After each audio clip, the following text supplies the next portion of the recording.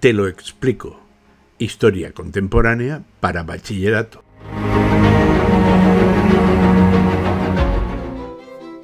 Si quieres ver cómo funcionaron las primeras industrias de la Revolución Industrial, has llegado al sitio perfecto, porque yo te lo explico. El siglo XVIII es un siglo importante porque es donde se produce la mayor acumulación de fábricas. Aquellos gremios artesanos que veíamos durante la Edad Media y la Edad Moderna van a quedar relegados a la producción de bienes de lujo, y la mayor parte de los bienes de producción se van a hacer dentro de las fábricas. En estas fábricas va a haber una innovación tecnológica sin precedentes a lo largo de la historia, y tanto la fuerza humana como la fuerza animal van a ir siendo sustituidas por la fuerza de las máquinas, y estas máquinas se van a concentrar dentro de las fábricas. Las fábricas de la Revolución Industrial son el sitio donde se organiza el trabajo y la producción.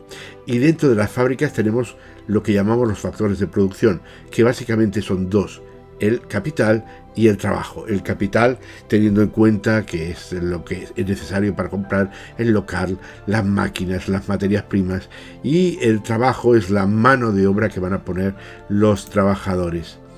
La primera industria que vamos a mirar es la industria del algodón, porque fue el motor del cambio de la Revolución Industrial.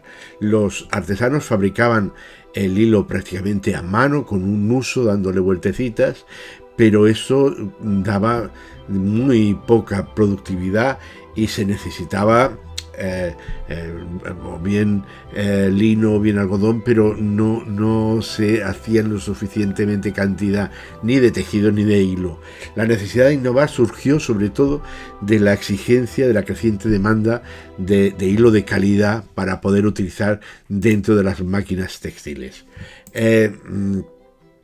Fijaros en el cuadro que vais a ver ahora, que va a representar la evolución de la industria del algodón.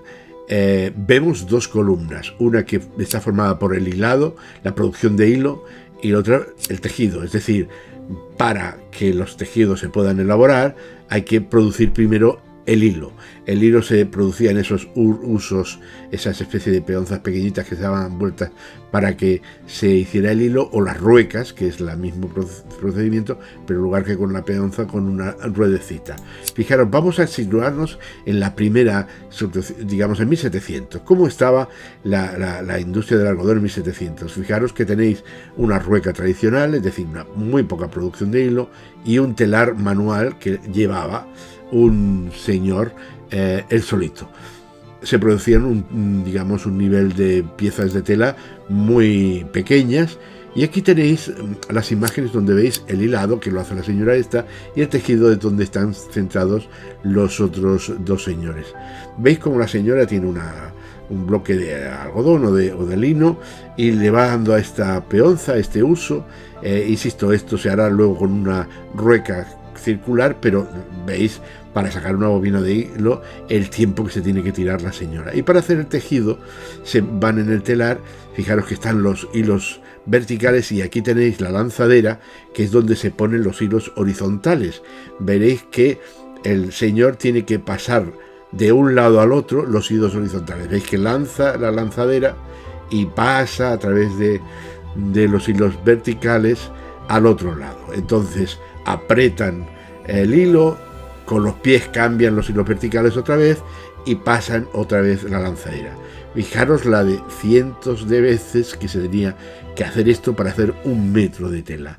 Por lo tanto, es un proceso súper lento, con muy poca producción y evidentemente muy poca productividad. El primer avance se produce en 1773, cuando se aplica al tejido la lanzadera volante. ¿Qué es la lanzadera volante? Pues exactamente igual que la lanzadera que habéis visto, pero fijaros, aquí tenéis el esquema, mediante un mecanismo que, apretando mecánicamente a la cuerda del centro, se hace pasar la lanzadera de un lado a otro de manera automática. Con lo cual, veis que los movimientos del artesano van mucho más rápido. Por lo tanto, ahí se produce ya un gran invento que mejora en el tejido, no en el hilado. Pero entre 1764 y 1779 vemos que ya se producen también nuevos cambios. Es decir, primero nuevas máquinas que van a producir hilado, especialmente la spinning jenny, como vamos a ver a continuación, y además con la lanzadera volante se añade gran cantidad de obreros, es decir, que se multiplicaba la producción de tejido, no solamente porque la lanzadera se podía funcionar más rápidamente, sino porque además había muchos obreros con los telares. Fijaros cómo funcionaba esta spinning jenny. En lugar de una bobina por persona, la rueca esta llevaba automatizado el trabajo de 10, 15, hasta 60 bobinas llegaron a manipular, con lo cual ya se había cambiado otra vez las mejoras en la opción en el hilado. Fijaros que lleva al final, y la cantidad de piezas producidas son bastante más que entre 1700 y 1733. Y el último gran invento, estoy resumiendo mucho porque había inventos intermedios, es el de 1785, que es el telar mecánico. Con la irrupción de la máquina de vapor se hace un telar mecánico que ya va solo, prácticamente sin trabajadores. Es este que veis aquí, son piezas metálicas que, digamos, la máquina de vapor las mueve, y fijaros a la velocidad que hacen todas las operaciones que antes se hacían a mano. Es el señor Cartwright que inventa este telar que nos lleva a hablar lógicamente del gran invento que será necesario en la revolución industrial, que es la máquina de vapor. Eso va a producir un gran cambio en la productividad, todo y que el señor James Watt la inventó en 1769, hasta 1776 no la puso en funcionamiento, y este invento permitía utilizar la fuerza del vapor para mover las máquinas. Fijaros, se acabaron los señores moviendo la máquina, es la fuerza de vapor. Fijaros si fue importante y revolucionario este invento, que en 1800 había 500 máquinas de vapor en toda Inglaterra, pero en 1830, es decir, solo 30 años después, ya había 15.000 máquinas de vapor. Esas máquinas funcionaban con carbón, y vamos a ver ahora cómo funcionaban, porque seguramente os han hablado muchas veces de la máquina de vapor, pero no habéis visto una por dentro nunca. Fijaros que tiene ese esquema que tenéis ahí, tiene tres partes: la producción del vapor de agua, la gestión del vapor de agua y la gestión del movimiento. Vamos a verlo, un poco en detalle. Fijaros, la producción del vapor de agua es un sitio donde hay un fuego que se alimenta con carbón, calienta el agua que está en el depósito y produce un vapor de agua que se sale por el tubito que hay arriba de color rosa y se nos lleva aquí a este tubo, a este cilindro, en el que, fijaros, el vapor de agua entra porque se abre la válvula de entrada, la válvula de salida está cerrada, la presión del vapor empuja el pistón y hace que se mueva la biela. Cuando ya ha llegado hacia la derecha el pistón, se cierra la válvula de entrada, se abre la válvula de salida, sale por ahí el vapor de agua restante. Al no tener presión el pistón vuelve hacia atrás y volvemos otra vez a la situación. El movimiento del pistón hace que se mueva hacia adelante y hacia detrás, y fijaros que la biela lo que hace es mover la rueda de un ferrocarril o la rueda de un torno o las ruedas, se puede transformar este movimiento circular en movimiento hacia adelante y hacia detrás como se quiera. El agua que va saliendo de la válvula de salida empieza a un condensador y se recupera otra vez. Fijaros, ahí tenéis otra vez el ciclo entero para que veáis cómo funcionaba esa máquina de vapor. Lógicamente, esa máquina de vapor se produjo, entre otras cosas, porque el otro bloque industrial del que vamos a hablar, la siderurgia y la metalúrgica, también tuvieron un desarrollo importantísimo. Recordad que la siderurgia sería la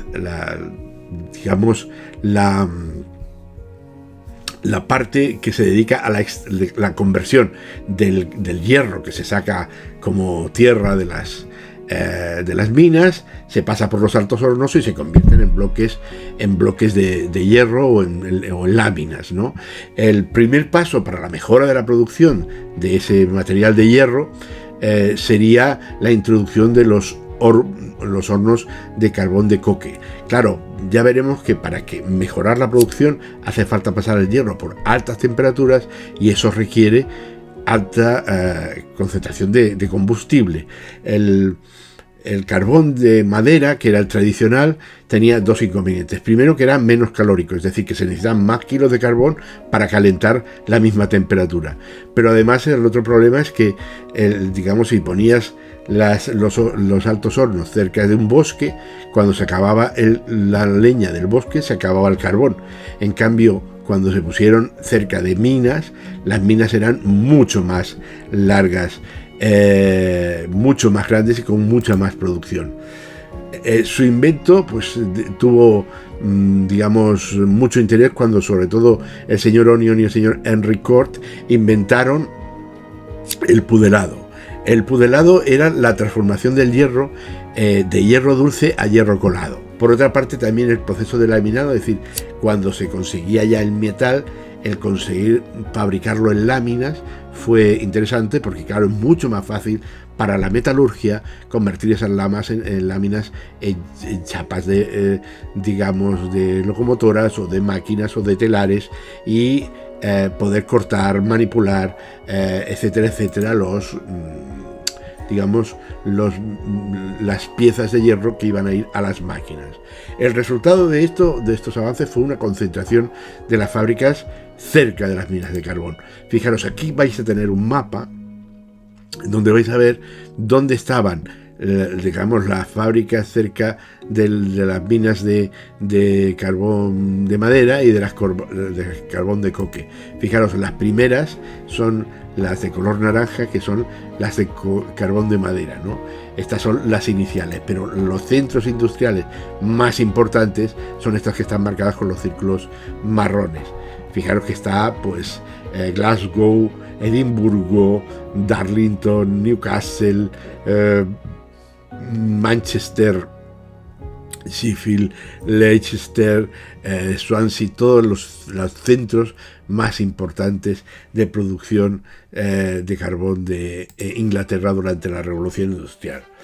El resultado de todos estos avances fue la concentración de las fábricas cerca de las minas de carbón, como ya hemos dicho, y el impulso de todo esto pues llevó a la demanda de máquinas, primero máquinas para fabricar máquinas de la industria textil y después, a partir de 1830, para fabricar todas las piezas de hierro del ferrocarril, tanto fueran vías, que es por donde va a circular el ferrocarril, como locomotoras, vagones, etcétera, etcétera, etcétera.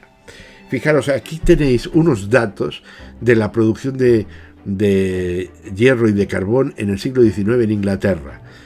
Millones de toneladas de hierro o de carbón. Fijaros, empieza con carbón, empiezan 10 en 1849, en 1850 y ya 230, perdón. El hierro 0,2, 3 y 7,5. Es decir, el crecimiento de la producción es realmente exponencial. Esto es lo que hemos visto sobre las primeras industrias, pero en el próximo vídeo vamos a hablar de los transportes. Si quieres saber algo más sobre los transportes durante la Revolución Industrial, aquí es donde tienes que estar, porque yo te lo explico.